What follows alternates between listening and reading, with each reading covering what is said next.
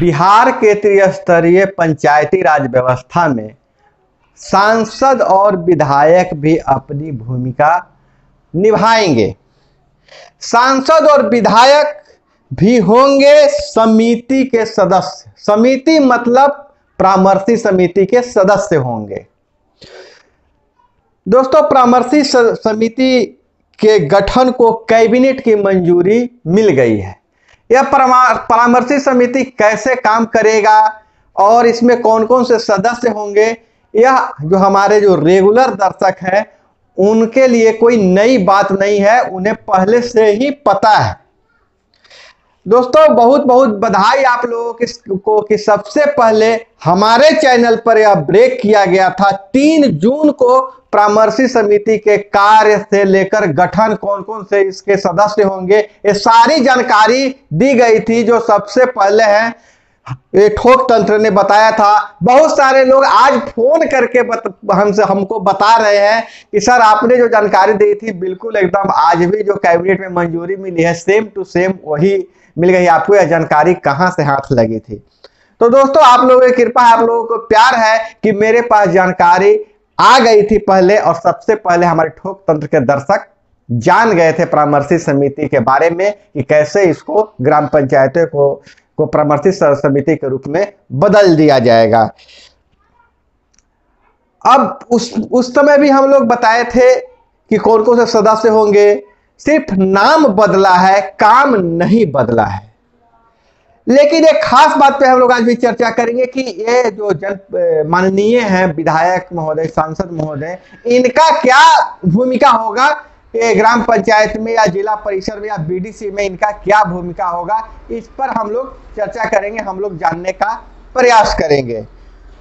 और दोस्तों, जब यह नाम और बदल जाएगा, सारे संस्थाओं का, ग्राम पंचायतों का नाम बदल जाएगा, लेकिन एक जगह नहीं बदलेगा, वह है बैंक अकाउंट। तो बैंक अकाउंट नहीं बदलेगा तो फिर जो वित्तीय जो संधारण का काम है, वित्तीय कार्य कैसे होगा, इस पर हम चर्चा करेंगे। और हम आपको फिर यह भी बताएंगे कि ग्राम पंचायतों में जो वार्ड सदस्य हैं और वार्ड सभा जो है, वार्ड सचिव है, उनकी भूमिका क्या रहेगी, क्या यह पद रहेगा कि नहीं रहेगा, इस पर भी हम लोग चर्चा करेंगे। और सबसे ज्यादा चर्चा करेंगे कि जो वित्तीय पावर था, जो खाता का संचालन होता था, वह तो उस पद नाम से बना हुआ था, ये ग्राम कचहरी के पद के नाम से बना हुआ था, सरपंच के नाम से बना हुआ था, मुखिया के नाम से बना हुआ था। तो फिर उस खाता में जो पैसे पड़े हैं, जो खाता का वो संचालन कैसे होगा? क्या नया खाता खोलना पड़ेगा, क्या कोई और वैकल्पिक व्यवस्था दी गई है? नमस्कार दोस्तों, मैं हूं अभय कुमार, आप देख रहे हैं ठोक तंत्र। दोस्तों, आज हम बहुत ही महत्वपूर्ण जानकारी लेकर आए हैं। और जहां तो अन्य मीडिया स्रोतों से आपको पता चल गया होगा कि पंचायती राज व्यवस्था को में जो कार्यकाल समाप्त हो जा रहा है 15 जून, तो 16 जून से परामर्शी समिति के हवाले हो जाएगा। यह जानकारी आप लोगों को मिल गई होगी। और जो ये जो नया कानून बना है, इसको कैबिनेट से मंजूरी भी मिल गई है। दोस्तों, जो जानकारी आपको जो विभिन्न स्रोतों से मिली होगी उसकी तो बात अलग है, लेकिन 3 जून को अगर आप ठोक तंत्र के रेगुलर व्यूअर होंगे तो 3 जून को ही आपको यह जानकारी आपके पास पहुंच गई होगी और आप पहले से ही परिचित होंगे, इसलिए आप लोगों को ज्यादा आश्चर्य नहीं रहा होगा। तो दोस्तों, इसी तरह से सबसे पहले पंचायतों से जुड़े खबरों पाने के लिए आप हमसे जुड़े रहे। चैनल को अगर सब्सक्राइब नहीं किए तो सब्सक्राइब कर लीजिए, और वीडियो पसंद आए तो एक लाइक जरूर करें। दोस्तों, आपसे सिर्फ गुजारिश ही है कि चैनल को सब्सक्राइब कर ले ताकि हमारा परिवार बड़ा हो जाए और आपसे मैं जुड़ा रह सकूं, ज्यादा से ज्यादा लोगों से जुड़ूं, ज्यादा से ज्यादा लोगों को फायदा हो। तो हम बात करेंगे कि जो परामर्शी समिति में जो कैबिनेट से मंजूरी मिलने के बाद संबंधित क्षेत्र के सांसद, राज्यसभा सदस्य, लोकसभा सदस्य, विधानसभा सदस्य, विधान परिषद सदस्य, उसके सदस्य होंगे। उस संबंधित निर्वाचन क्षेत्र से अगर रहेंगे तो उसके सदस्य होंगे। यह जानकारी तो मैंने पहले ही दी थी, लेकिन क्या इनका कार्य क्या होगा? ये ग्राम पंचायतों में क्या काम करेंगे, बीडीसी में क्या काम करेंगे और जिला परिषद में क्या काम करेगी, इनकी भूमिका क्या होगी। तो दोस्तों जैसा कि आपको पता है कि परामर्शी समिति सिर्फ नाम दिया गया है, संस्थाओं का सिर्फ नाम परिवर्तन हुआ है, उनके शक्तियों और कार्यों में कोई परिवर्तन नहीं किया गया है। तो फिर ये बात आती है कि सांसद विधायक और इनको सदस्य बनाने की बात क्यों आ रही है। तो दोस्तों ये सदस्य पहले भी होते ही थे। आप लोगों ने कोई बीडीसी का जो बैठक की जो चिट्ठी निकलती थी उसमें आप देखते होंगे कि प्रतिलिपि माननीय विधायक, माननीय सांसद महोदय, अगर उस क्षेत्र से कोई राज्यसभा सांसद, माननीय सांसद महोदय, माननीय राज्यसभा सांसद महोदय लिखा हुआ रहता था। तो यह कोई नई बात नहीं है, पहले भी ये सदस्य होते थे, अभी भी ये सदस्य होंगे, यह कोई नई बात नहीं है।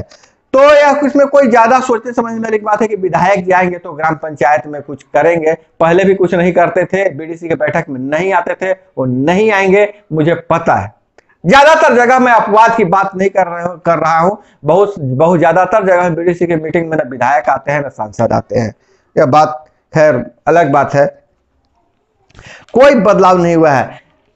बहुत लोग कमेंट करके पूछा था कि ग्राम कचहरी का क्या हुआ, तो ग्राम कचहरी में भी सिर्फ कोई बदलाव नहीं है, सिर्फ नाम चेंज हो गया है। परामर्शी समिति ग्राम कचहरी, बस सरपंच का नाम हो जाएगा प्रधान परामर्शी समिति ग्राम कचहरी, और जो उप सरपंच होंगे तो उप प्रधान परामर्शी समिति ग्राम कचहरी। तो इस तरह से नाम में सिर्फ बदलाव हुआ है, उनके कार्यों में कोई बदलाव नहीं हुआ है। और उप मुखिया के बारे में जो पूछ रहे थे, तो उप मुखिया भी वही होंगे जो उप प्रधान परामर्शी समिति ग्राम कचहरी, और अध्यक्षता उसी तरह के उपाध्यक्ष वही रहेंगे। एक सवाल और आ रहा था, दर्शक पूछ रहे थे कि अगर जहां मुखिया नहीं है, किसी कारणवश मुखिया का निधन हो गया, त्यागपत्र दे दिए, तो वहां उप मुखिया के जिम्मे पंचायत है, और जैसा नियम है उस नियम के अनुसार 6 महीने से ज्यादा उप मुखिया का पावर में नहीं रहेंगे, ऐसा नियम बना हुआ था। लेकिन जो नया नियम चेंज हुआ तो उनका क्या होगा, उनका सवाल था। तो नया नियम जो चेंज हुआ है, जब तक चुनाव नहीं हो जाती है यह व्यवस्था बनी रहेगी। इसलिए जहां मुखिया नहीं है, उप मुखिया के प्रभार में है, तो उप मुखिया ही प्रधान परामर्शी समिति होंगे और वही अध्यक्षता करेंगे उस पंचायत का। अब बात आ रही है वित्तीय पावर की, कि जो वित्तीय पावर है, जो ग्राम पंचायतों के जो खाता है, तो खाता में तो पहले 14वीं का खाता हो गया, कबीर अंत्येष्टि का खाता हो गया, ग्राम पंचायत का जो भी खाता हो तो उस ग्राम पंचायत के नाम से, जैसे खाता का नाम इस तरह से रहता था, जब 15वीं वित्त का हुआ तो 15वीं वित्त ग्राम पंचायत फलाना, और बस कैसे करके वो खाता रहता था, जिसमें मुखिया जी के और सचिव के साइन से पैसा निकाला जाता था, और मुखिया जी के पास वो रहता था, पावर रहता था मुखिया जी का, वो स्टाम्प रहता था। तो अब तो स्टाम्प मुखिया जी का तो रहेगा नहीं, तो उस खाते का क्या होगा, आखिर मुखिया जी और अन्य प्रमुख साहब कैसे काम करेंगे। तो दोस्तों आपको हम बता दें कि अब चेक पर साइन करने की जरूरत है ही नहीं, सारे मुखिया जी को यूजर आईडी पासवर्ड मिल गया है, उनके नाम से डोंगल बन गया है, उस डोंगल से ही वो लेन देन करेंगे। कहने का मतलब है कि जिसके नाम से डोंगल वही पंचायत का मालिक, वही प्रखंड का मालिक। तो वहां पर तो कोई समस्या नहीं है, क्योंकि बैंक में जाके चेक पर साइन करके किसी को पेमेंट करना नहीं है। अब दूसरी बात यह रही कि ग्राम कचहरी की, तो ग्राम कचहरी में मानदेय देना होता है, न्याय मित्र को मानदेय, न्याय सचिव को मानदेय देना पड़ता है, और कचहरी सचिव को और न्याय मित्र को भी देना पड़ता है। तो मानदेय जो खाता बैंक में है, वह खाता तो है ग्राम कचहरी के नाम से, सरपंच के नाम से, जिसपे सरपंच चेक द्वारा भुगतान करते हैं। तो वहां क्या होगा, तो उसके लिए जो कल बैठक हुई, जो कैबिनेट की बैठक हुई और जो पारित हुआ मंगलवार को, उसमें एक और संशोधन कर दिया गया है। संशोधन यह कर दिया गया है कि जो इनका नियोजन था, नियोजन सेवा शर्त पर कैबिनेट की मोहर लग गई है। संशोधन की स्वीकृति दे दी है, उसके बाद इनके खाते में डायरेक्ट पैसा चला जाएगा। सरपंच साहब अब नहीं डालेंगे, तो फिर सरपंच साहब की सिग्नेचर की जरूरत है ही नहीं, उनका स्टाम्प की जरूरत है ही नहीं, ग्राम कचहरी के खाता की जरूरत नहीं है। और बीडीसी, रही बात बीडीसी की बात, तो वहां तो डोंगल काम करेगा। और सवाल ज्यादा यह आ रहे थे कि वार्ड सदस्य का क्या होगा, तो वार्ड सदस्य का भी कुछ नहीं होगा। वार्ड सदस्य जो नाम था, सिर्फ वो जो वार्ड सदस्य के जगह पे वो परामर्शी समिति के सदस्य हो जाएंगे ग्राम पंचायत के।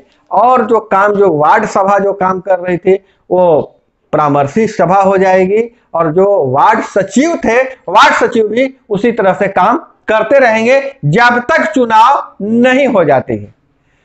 तो दोस्तों, यह थी जानकारी, जो ताजा जानकारी, जो कुछ कंफ्यूजन था उसे दूर करने का मैं प्रयास किया हूं। और भी ताजी जानकारी मैं लेकर आऊंगा, अगले वीडियो में लेकर आऊंगा कि आखिर चुनाव के संबंध में, कि चुनाव कब होगा, इस पे मंत्री जो है पंचायती राज मंत्री सम्राट चौधरी ने क्या कहा, कब चुनाव होगा और चुनाव कैसे होगी, इसके बारे में पूरी विस्तार से उनसे बातचीत हुई है, वो मैं अगला वीडियो में लेकर आऊंगा। तो दोस्तों, आप बने रहिए, मेरे चैनल पे बने रहिए, वीडियो में बने रहिएगा।